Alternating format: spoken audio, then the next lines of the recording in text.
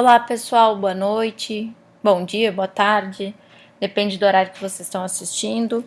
Eu sou Júlia Teixeira O'Donnell e eu vim falar para vocês hoje sobre estratégias de recrutamento.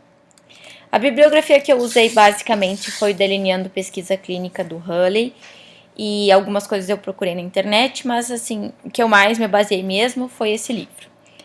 Existem algumas metas para o recrutamento de pacientes, seja efetivo. São duas as metas básicas.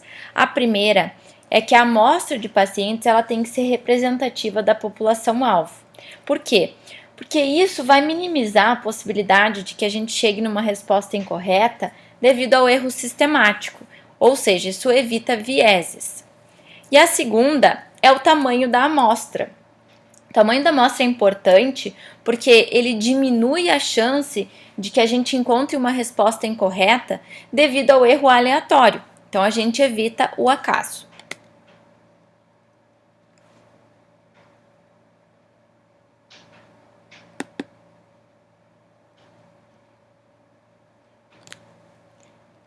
Trancou aqui um pouquinho.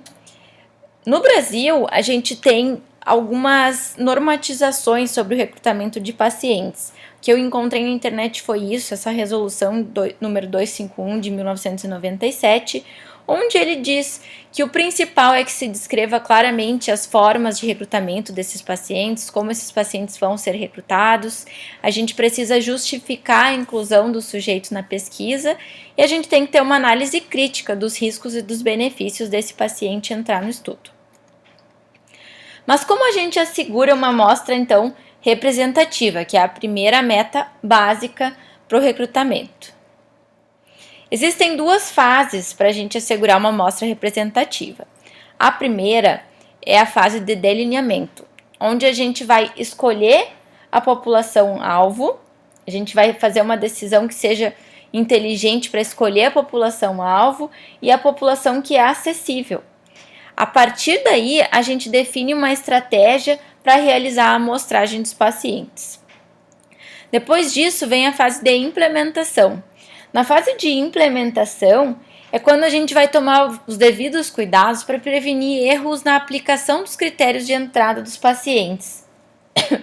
E é aqui que ocorre o aprimoramento das estratégias que vão ser bem-sucedidas a partir da evolução do estudo. Algumas preocupações existem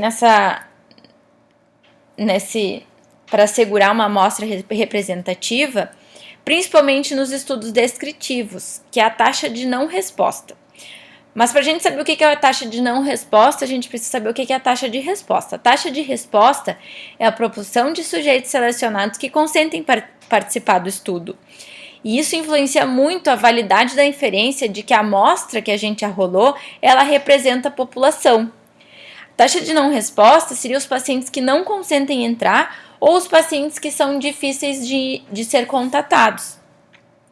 E esses indivíduos que são difíceis de ser constatados ou que se recusam a entrar no estudo, normalmente a gente sabe que eles são diferentes dos pacientes que aceitam participar do estudo. Normalmente são pacientes que são mais adeptos às normas que o investigador vai propor, são pacientes que vão se adequar mais ao que a pesquisa se propõe. Mas o nível de não resposta ele pode mudar o que a gente encontra no nosso estudo.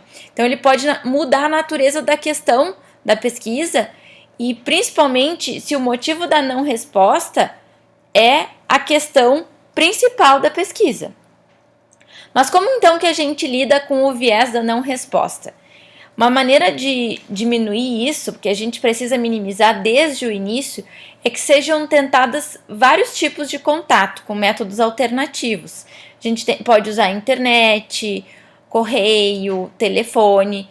O ideal é que a gente tente várias vezes o contato com esses pacientes e de maneiras diferentes. Além disso, para a gente evitar que os pacientes não aceitem entrar ou que acabem sendo perdidos durante o estudo, é melhorar a eficiência e a forma de conversar com esse paciente e despertar interesse no estudo. A terceira coisa é que esses pacientes muitas vezes precisam de algum incentivo. Esses incentivos eles podem ser como o reembolso dos custos do transporte, o resultado dos exames que foram realizados que eles podem levar para outros médicos, e sempre a gente tem que tentar contornar as barreiras linguísticas. Muitas vezes os questionários eles são em inglês, a maioria dos pacientes não sabe ler inglês, então a gente tem que ter questionários traduzidos, e quando o paciente não fala a mesma língua, a gente tem que ter tradutores disponíveis para nos ajudar. A taxa de recrutamento baixa, quando a gente não consegue recrutar pacientes suficientes, ela é um problema muito comum na pesquisa clínica. E como é que a gente resolve isso? A gente sempre tem que estimar a magnitude do problema com um pré-teste. A gente tem que estimar que a população que vai entrar no estudo, ela é muito mais baixa do que a gente imagina. Então, a gente sempre tem que botar um número maior de pacientes, pensar num número maior de pacientes do que aquilo que a gente considera necessário para ter certeza que a gente vai conseguir manter o acompanhamento de todos esses pacientes e que esses pacientes vão entrar definitivamente no estudo, né?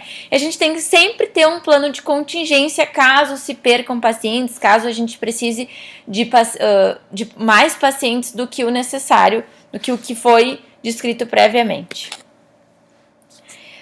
Como é que a gente pode garantir que esse recrutamento vai ser efetivo? A gente sempre tem que monitorar de perto o progresso nas metas de recrutamento. A gente tem que sempre estar vendo o que está sendo feito, como pode ser melhorado, se o diálogo está sendo efetivo, se os pacientes estão tendo acesso às informações, e a gente tem que sempre sistematizar quais são as razões pelas quais a gente não está conseguindo recrutar os pacientes. Então, a gente tem que estar sempre de olho no porquê dos pacientes estarem se perdendo ou no porquê dos pacientes não estarem entrando no estudo.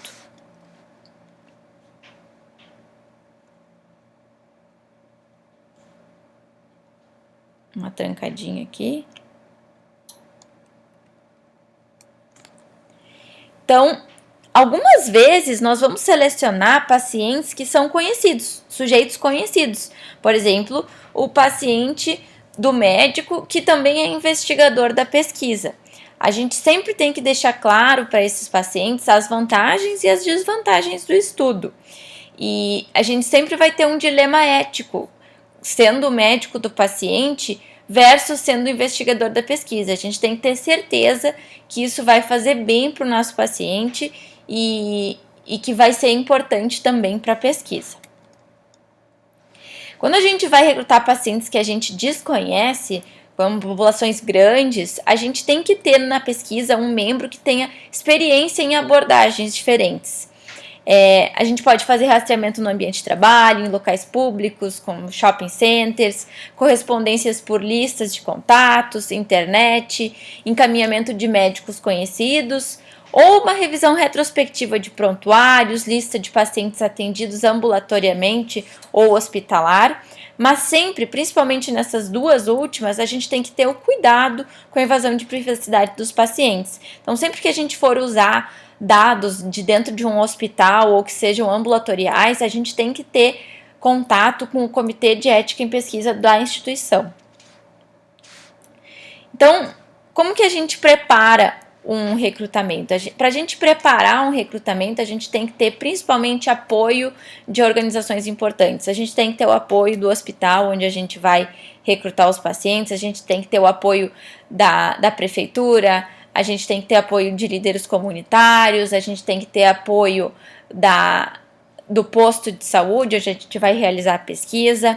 A gente também pode fazer cartas anexas de apoio solicitando financiamentos.